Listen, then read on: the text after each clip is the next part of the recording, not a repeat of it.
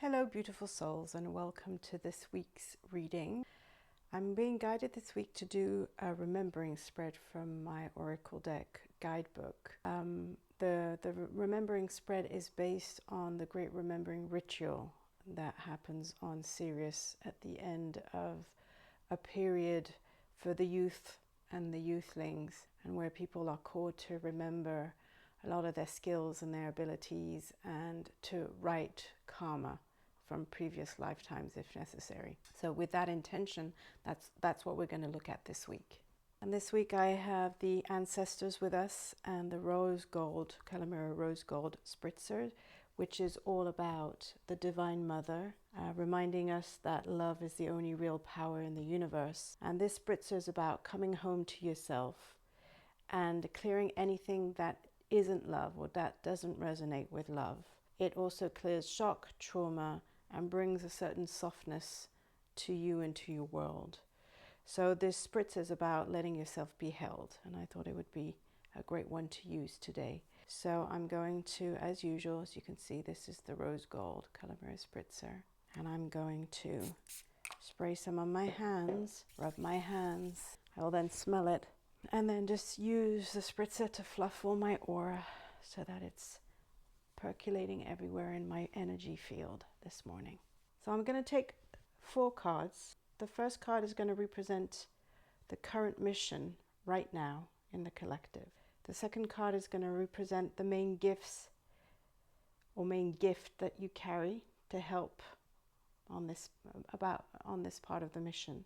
The third card is going to represent the main challenge that needs to be resolved, or that is blocking the current part of this mission. And the fourth card is going to represent the helper energy that will help create momentum, manifestation, and that can transmute. So the first card I get for our current mission is about health. And health on Sirius and in my deck of cards has a lot to do with how vibrant your energy system is. If all your energy systems are actually connecting, communicating, and working together. So Donna Eden, who is the founder of the Eden Energy Medicine system in which I'm trained, she's coined 9 energy systems in our body.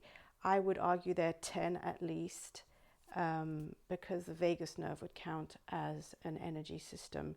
So for optimum health, what we all need is all these energy systems to be really vibing, thriving, and talking to each other and communicating and working together like this inner collaboration, which then, creates an outer explosion in the world of many things. This is this week's current mission. And this is what's important this week, that you make sure that everything is working optimally. So the 9 energy systems, I encourage you to go and see Donna Eden's work.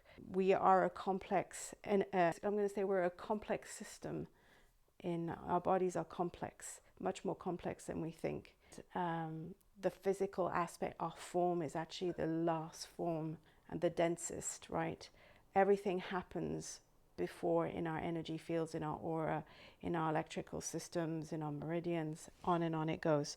So I encourage you this week to go and explore that and go and see where maybe your energy systems are not in optimal health and not. So the second card here, so driven by purpose, nothing else matters. This card has to do with being so committed, so driven, so convinced by what you're doing that nothing else matters.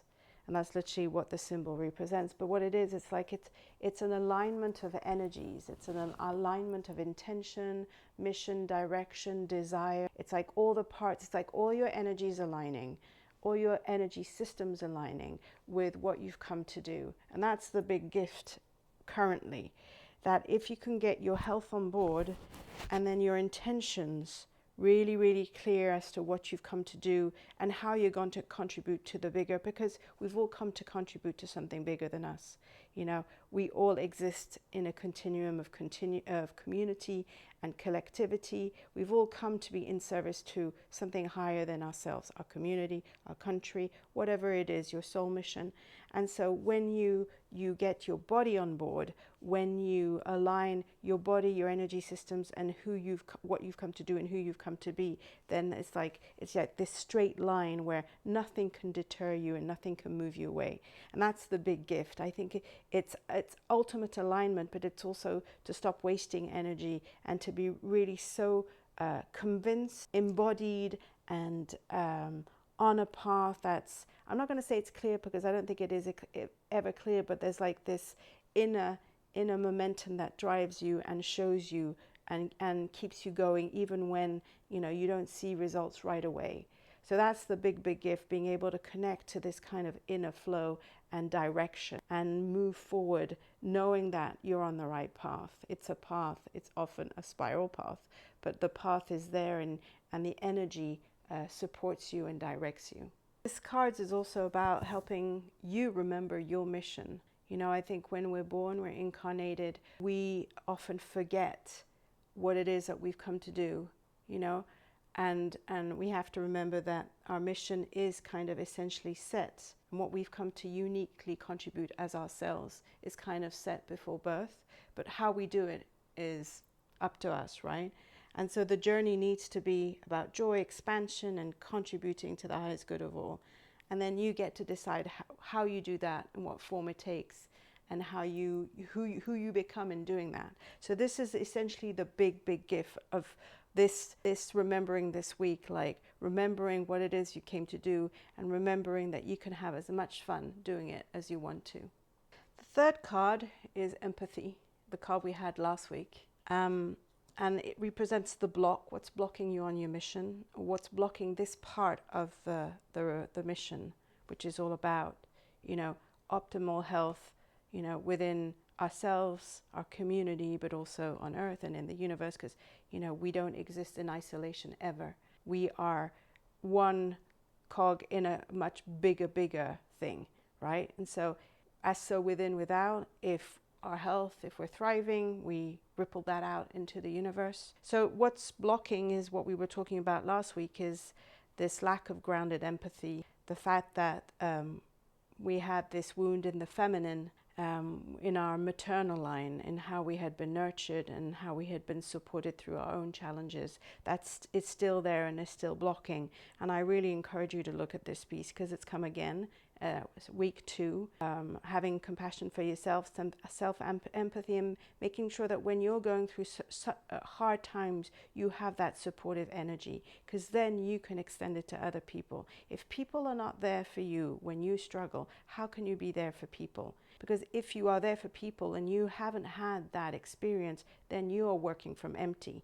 You are giving from an empty place, in a place of ultimately of resentment. So, you know, what comes around goes around. If you are received and loved and supported in your times of difficulty, and we all have them, then, you know, when somebody else is in that position, you can reach out. And that's the ripple effect we're looking, because that's the big block right now in the collective, is this lack of grounded empathy that's based on a deep love and grounded compassion.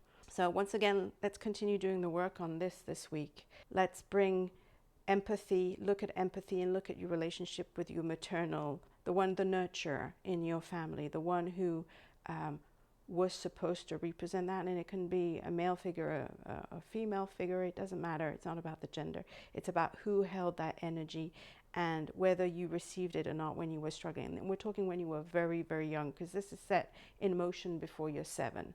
And then it's just an experience that's relived and reactivated every time.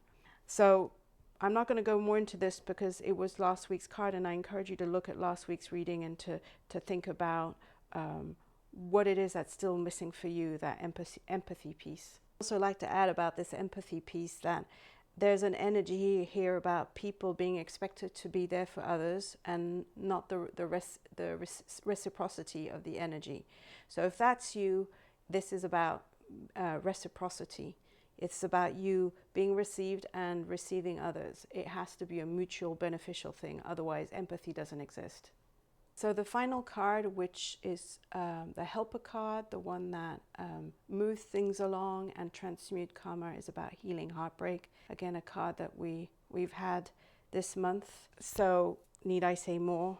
This is about looking where you have been, you're still heartbroken, where there's still heartbreak, where the heartbreak hasn't been looked at, opened and cleaned, where the wound hasn't been like cut open and cleaned out. So wherever you're still hurting, wherever your heart is still tight and holding on to heartbreak, this is a time to bring it all out and dust it all out. So whether it was an initial heartbreak with the feminine, we have a lot around the feminine, of course, your relationship with your mother or your father, the first love relationships you ever had, friendship, boyfriends, girlfriends, exes, anything that remains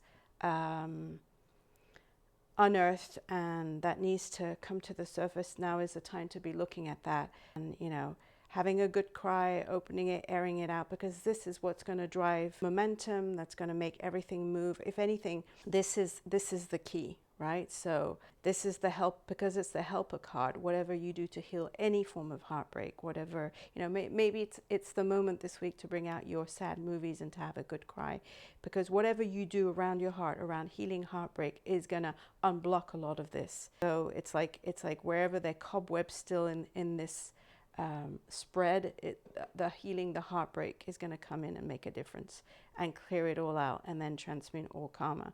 So there's different ways that you can go about it.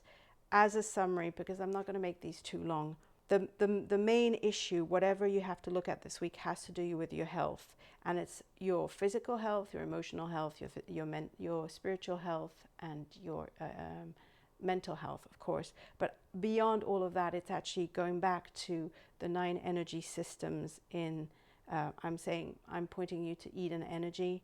And then Eden energy does talk about vagus nerve, and I think it's actually a really important system. That would be the 10th one. And I've actually been told there's actually at least one more that we're going to have to learn about soon. And making sure that all these energy systems are all working together in cooperation, cohesion, because if they're all going in different directions, your health is not going to be optimal no matter what you do, because the 9 systems set the tone and they set everything in motion for all the other parts of your body.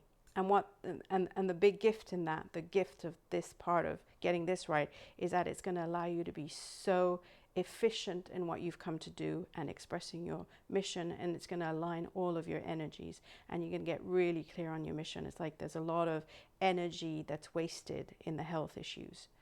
What's blocking all of this is the empathy piece, so having empathy for yourself, some self-compassion for yourself. There's a lot of anger towards the body, but what I'm telling you is this is not about the body. This is about all the energy systems that are in your body that need to be talking to each other and working together.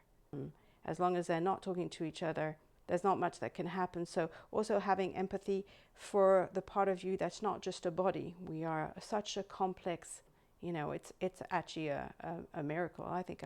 And so having, you know, empathy for all these different parts of yourself, all these different systems that are trying to work together and that are constantly shocked out of cohesion because of the environment, because of life, because of everything, basically. And so remember that, you know, it's complex, and your role is to allow it to run as smoothly as possible, and to have compassion for yourself and for your body and for all these energy systems when they don't work together, when, you know, life shocks them out of their natural way of being that is so simple. Right? And the momentum card, what's going to really, really help you move through all of this, is clearing out any heartbreak. And it's going to transmute karma, but it's also going to create a lot of energy. Like, you know, momentum is energy and possibility and moving forward. So I said it early on, I think this is the week to bring out all your picture, your sad story, your movies, and have a really, really good cry and really air out the cobwebs, you know. This is the spring cleaning of your heart this week. So make sure that you take this seriously, because there's a lot that can come out of, you know, this is a remembering week, right? So this is your soul remembering itself, its mission, and alignment in a big way. So I hope this helped, and I wish you all a beautiful week, and honor your tears, honor the cobwebs, and honor how absolutely amazingly complicated, but how amazing our energies and our body systems really are, because it really is a miracle. Namaste, people.